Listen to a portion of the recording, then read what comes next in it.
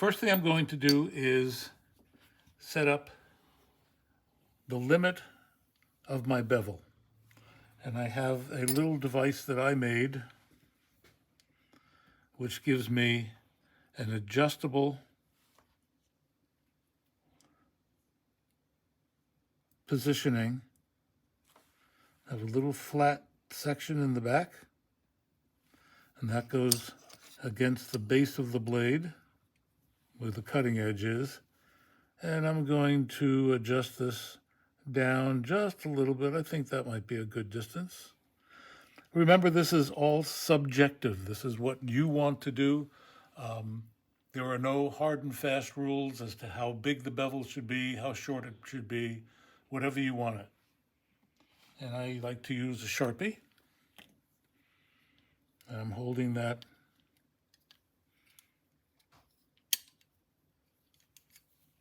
right up against that flat portion of the gauge. I'm holding that in position. And I'll just draw my line right across. Now that's going to tell me what the upper limit of the bevel is going to be. Now we have to determine the lower limit. And we're going to do that by scribing 2 lines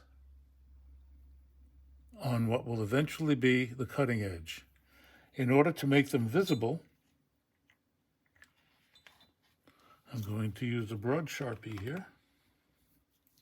I'm going to paint that base of the blade where the cutting edge is going to be. Paint that all black. There we go.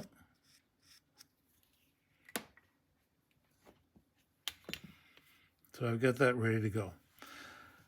I've set up a surface gauge with a carbide point. Remember, this is a hardened steel blade. This is not annealed. So I need a carbide point in order to scratch. I've got this set up so that the distance between 2 lines that I'm scribing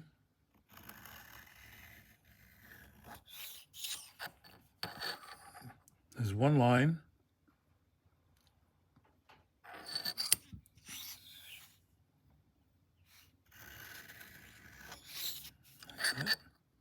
I turn the blade over and do the exact same thing on the other side.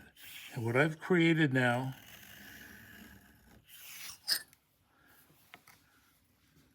is that visible, Adam? Yep, we can see it. Can you Okay. show how the scribe works on the blade, Bob? Either Adam go around to the other side or turn the blade around. This way? Do it this way, yeah, so you can see how it works. Okay. I just move that right along. This is called a surface gauge. And it is adjustable in various directions using this little wheel and go up or down. And they come in various sizes. Here's another one that I use for other measurements. And you can move that in various positions.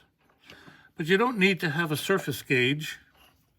If you don't have a surface gauge, you can use an old tool bit, grind that down to a position where a sharp edge is just about where you want it to be to give about a 20 thousandths, 15 thousandths space between the 2 lines. And you could use just a ground tool bit, hardened steel, to just move it along exactly as I did in one position and turn it over. Same thing in the other position. So you don't need a surface gauge, but I happen to like them and they work out really well.